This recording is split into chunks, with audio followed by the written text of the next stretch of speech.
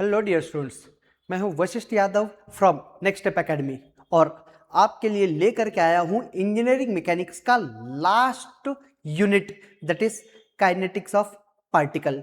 इसके पहले हमने सीक्वेंस में टोटल 4 यूनिट्स कवर किया है और ये लास्ट यूनिट बाकी था और आपका पेपर है जल्द ही, आई होप सो कल ही है ना।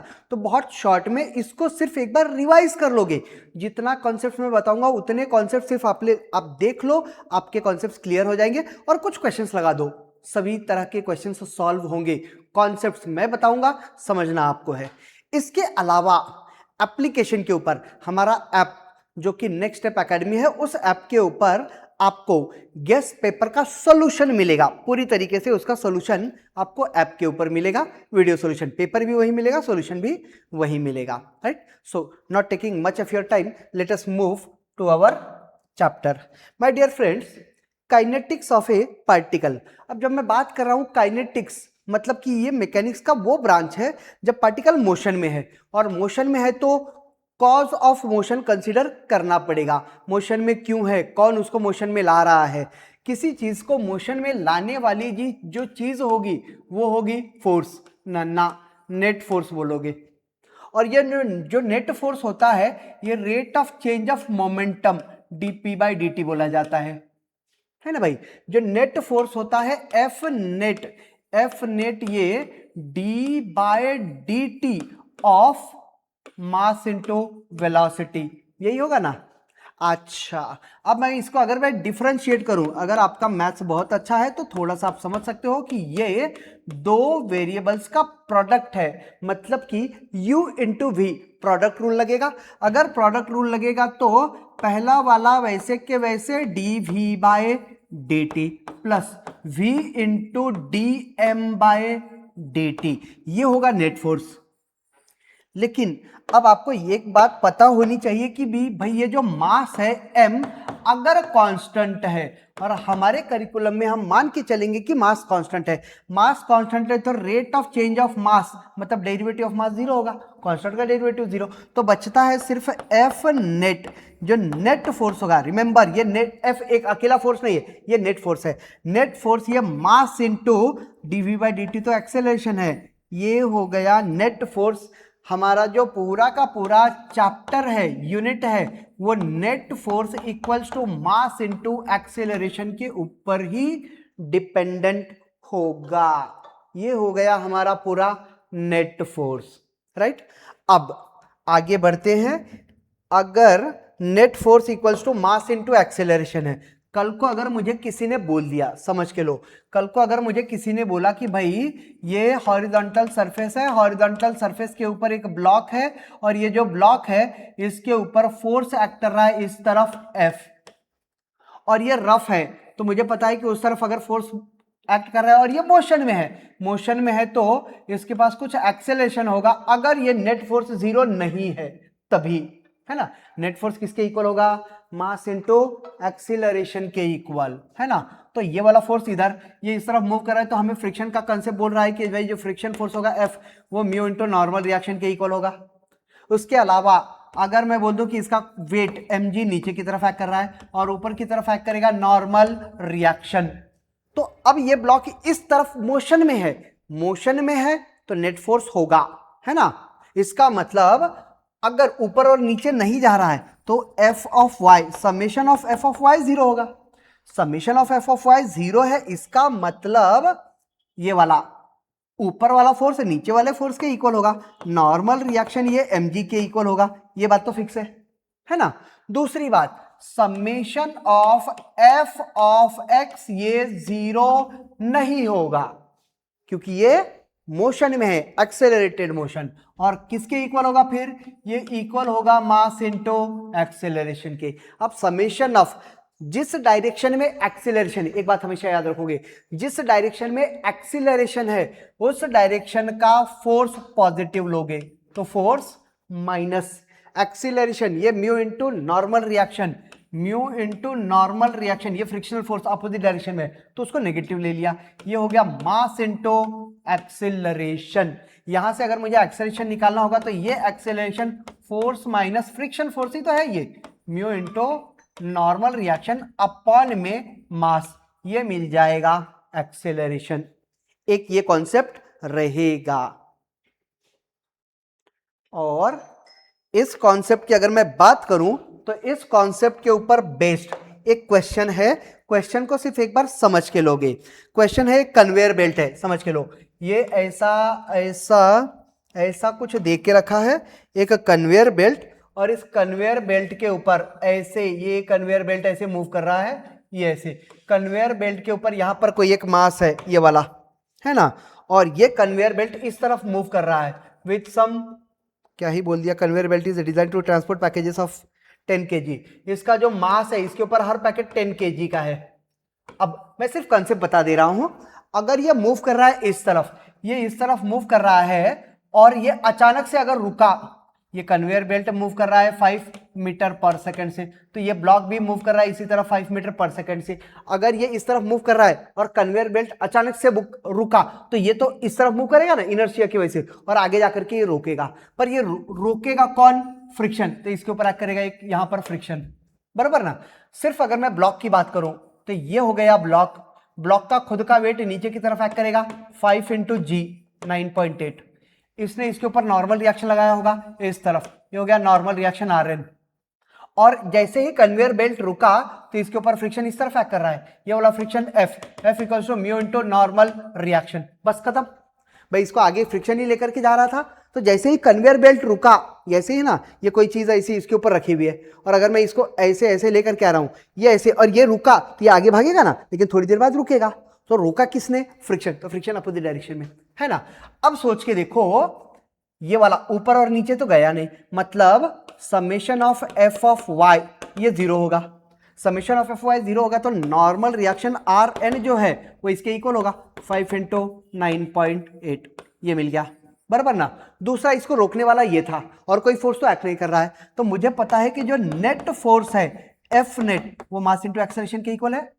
अब जो नेट फोर्स होगा, सिंस ये मूव इस तरफ कर रहा था, ये इस तरफ है ना, और ये नेट फोर्स इस तरफ एक्ट कर रहा है, तो ये जो नेट फोर्स होगा, ये नेट फोर्स ने इसको रोका, मतलब इसकी स्पीड कम हुई, तो एक्सेलरेशन नेगेटिव होना चाहिए। और नेट फोर्स कितना? एक ही तो फोर्स था, फ्रिक्शन। फ्रिक्शन फोर्स किसके equal? Mu into normal reaction. तो म्यू इंटू नॉर्मल रिएक्शन ये मास इंटू एक्सेलरेशन के इक्वल होगा। तो जो एक्सेलरेशन होगा वो mu into normal reaction upon में एम के इक्वल होगा ना। नॉर्मल रिएक्शन मिल चुका है, म्यू की वैल्यू दे रखी है और मास हमको दे रखा है, तो ये एक्सेलरेशन। और ये एक्सेलरेशन एक्चुअल में होगा क्या? स्पीड पहले 5 मीटर पर सेकंड थी, बाद में उसने रोका, तो इसका मतलब उसने स्पीड कम किया। स्पीड कम किया, इसका मतलब उसकी वेलोसिटी कम होगी, तो एक्सेलरेशन कैसा होगा? नेगेटिव। या एक्सेलरेशन जो भी आएगा ये नेगेटिव होगा, रिटार्डेशन। और अब अगर हमको पूछा कि भाई रुकने के लिए कितना देर चलेगा, कितनी दूर तक चलेगा, तो क्या मैं काइनेमेटिक्स के इक्वेशन लगा सकता हूं? v का स्क्वायर इक्वल्स टू u का स्क्वायर प्लस 2as। रुकेगा तो final velocity 0, initial velocity 5 metre per second से चल रहा था, तो 5 का square minus of 2 into acceleration. Acceleration तो ये निकाला अपन ने, तो इस एक्सेलरेशन की वैल्यू पुट कर देंगे, और s, तो ये 5 का स्क्वायर 25, ये इस तरफ लेकर के आ जाएंगे, 2as इक्वल्स टू 25। तो क्या s की वैल्यू 25/2 इंटू एक्सेलरेशन होगा? क्योंकि ये एक्सेलरेशन तो यहां जाएगा ना भाई, यही तो पूछा था, राइट। तो इस ऐसे हर तरह के क्वेश्चन में आप यही कंसेप्ट लगाओगे, क्लियर है। दूसरा कंसेप्ट निकल के करके आता है वर्क एनर्जी प्रिंसिपल। अच्छा, हो सकता है अच्छा, वर्क एनर्जी प्रिंसिपल देखो भाई, work energy principal. Work energy principle state करता है कि किसी भी तरीके का वर्क डन हो, वर्क डन हर तरह के forces, work done by all forces, सभी फोर्सेस मिलकर के जो वर्क डन करेंगे वो चेंज इन काइनेटिक एनर्जी के इक्वल होगा।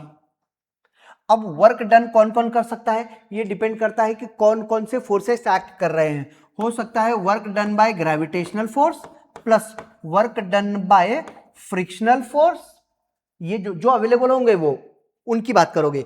ऑल फोर्सेस, अब देखना पड़ेगा तुमको कि कौन कौन से forces. Is equal to change in kinetic energy. Change in kinetic energy मतलब final kinetic energy minus initial kinetic energy के इक्वल होगा, है ना। अब ये ग्रेविटेशनल फोर्स और ये वाला, हमको एक बात पता होना चाहिए कि जो वर्क डन होता है वो हमेशा फोर्स इनटू डिस्प्लेसमेंट होता है। फोर्स अगर डिस्प्लेसमेंट के डायरेक्शन में तो वर्क डन पॉजिटिव, फोर्स अगर डिस्प्लेसमेंट के अपोजिट डायरेक्शन में तो वर्क डन नेगेटिव होगा। तो अब ये काइनेटिक एनर्जी के चेंज के इक्वल होगा। Final kinetic energy half mass into final velocity का स्क्वायर होगा।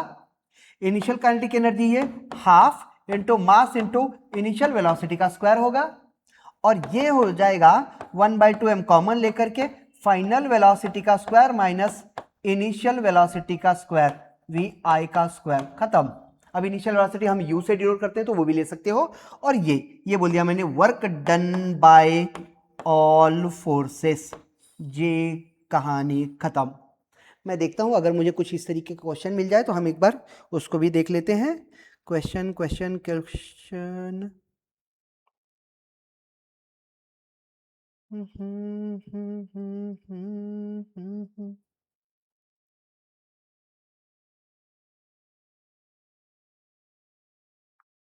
चलो नहीं मिला, कॉन्सेप्ट इतना ही छोड़ दोगे, आगे बढ़ो। ये लगा दोगे जैसे क्वेश्चंस मिलेंगे वर्क डन। एक बात याद रखना है आपको, वर्क डन ये फोर्स इनटू डिस्प्लेसमेंट। जैसे मैंने बोला ये ग्राउंड है, इस ग्राउंड के ऊपर से यहां से कोई एक ऑब्जेक्ट मास है और ये नीचे की तरफ गिरा, ये नीचे गिरा, तो सीधी सी बात है इसको नीचे गिराया है फोर्स mg ने।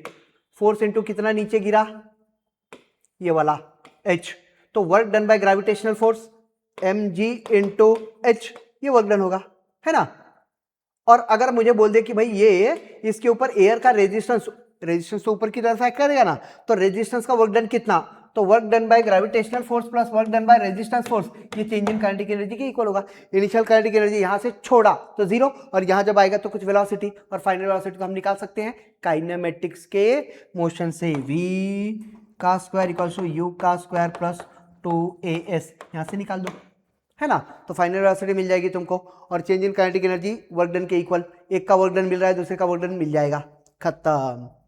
चलो तीसरा कॉन्सेप्ट, जो तीसरा कॉन्सेप्ट लगाओगे वो होगा, वो हमेशा law of conservation of energy, law of conservation,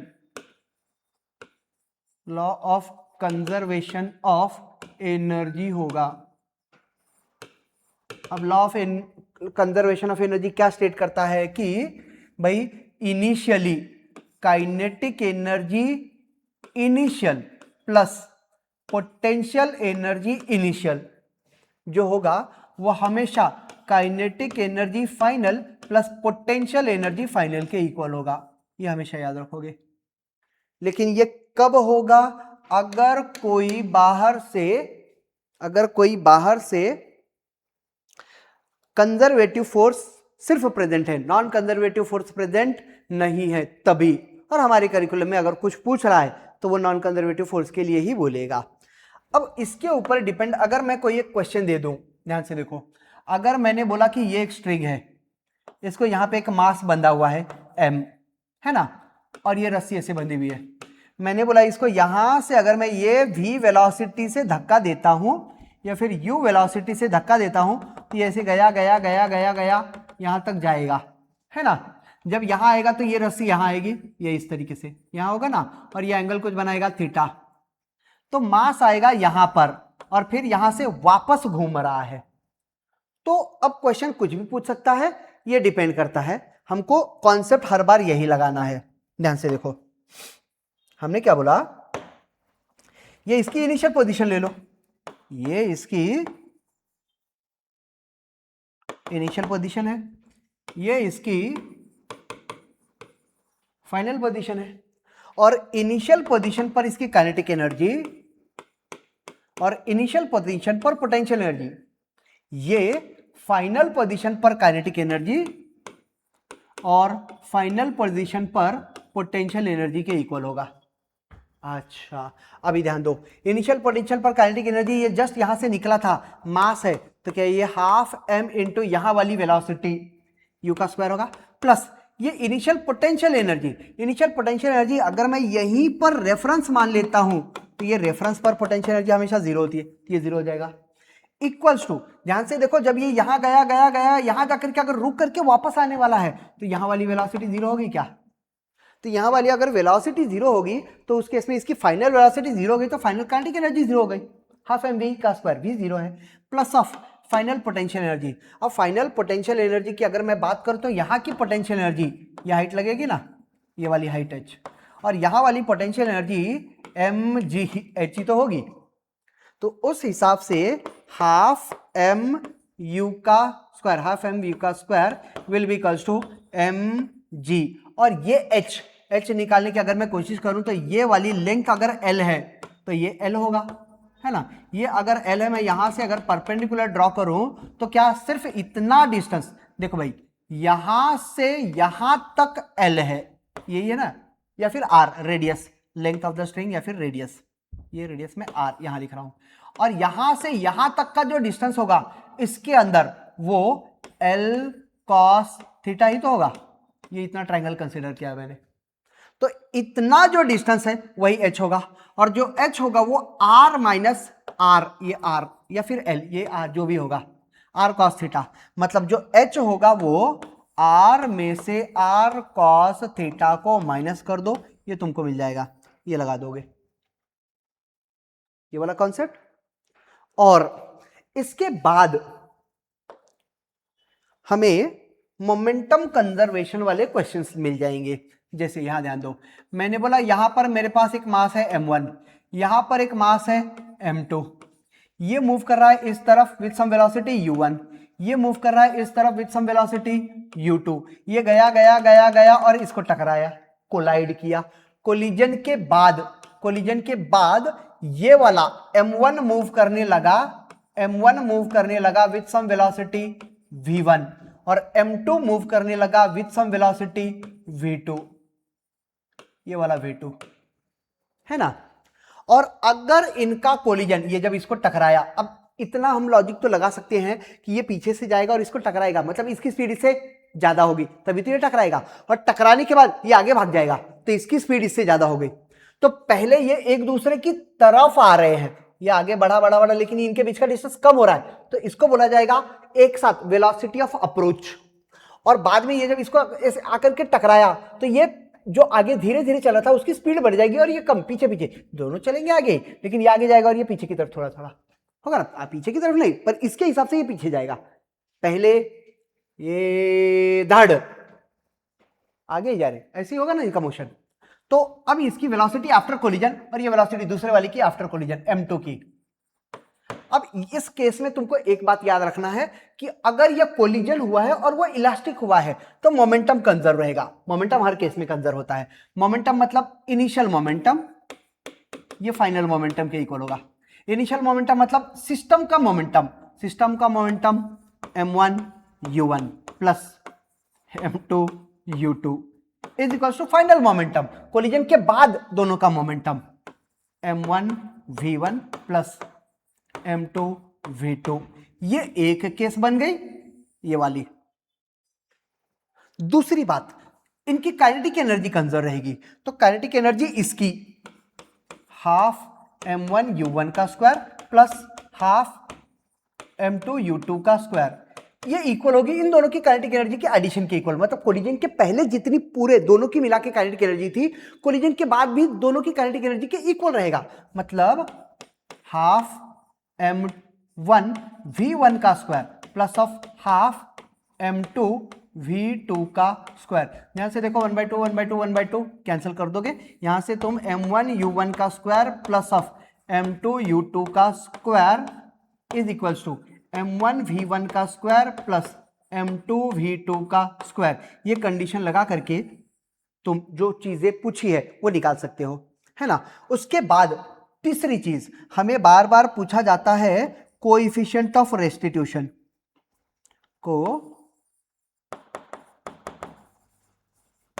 coefficient of restitution, ये जो कोएफिशिएंट ऑफ रेस्टिट्यूशन है वो इसे डिनोट करोगे, और ये हमेशा वेलोसिटी ऑफ सेपरेशन अपॉन में वेलोसिटी ऑफ अप्रोच होगा। अब वेलोसिटी ऑफ सेपरेशन मतलब यही है क्या, v2 माइनस v1, तो ये v2 माइनस v1 अपॉन में velocity of approach u1 minus u2 होगा। ये होगा कोएफिशिएंट ऑफ रेस्टिट्यूशन। ये बात समझ में आई? बस इतना ही तो कॉन्सेप्ट है। अब अगर इतना समझ में आया तो मैं एक शॉर्ट ट्रिक बता देता हूं v1 और v2 की वैल्यू निकालने के लिए। ये हटा दो, ये सब नोट कर लोगे क्योंकि मैं ये सब हटा रहा हूं। शॉर्ट ट्रिक, कोलिजन के पहले वाली, ये बात याद रखोगे, कोलिजन के पहले वाली जो वेलोसिटीज हैं वो u1 और u2 है, और कोलिजन के बाद वाली जो वेलोसिटी है वो v1 और v2 है।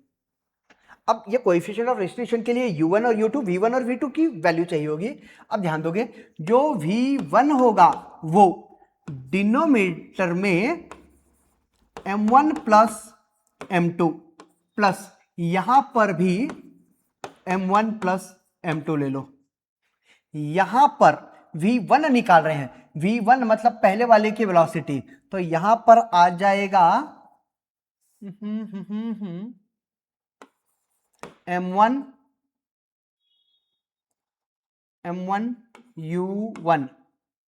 u1 अपॉन में m1 plus m2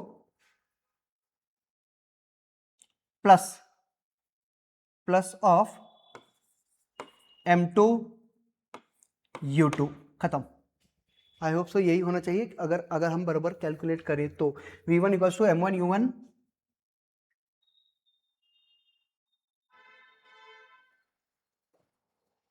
v1 equals to, ये ऐसे नहीं होगा, m1 हाँ, v1 इक्वल्स टू